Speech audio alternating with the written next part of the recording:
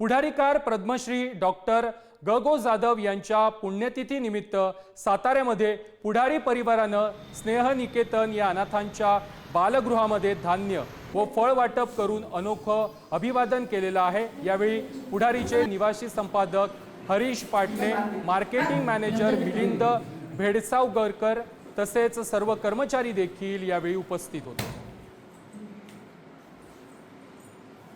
Padmashri doctor ग जाधव यांची आज पुण्यतिथी आहे।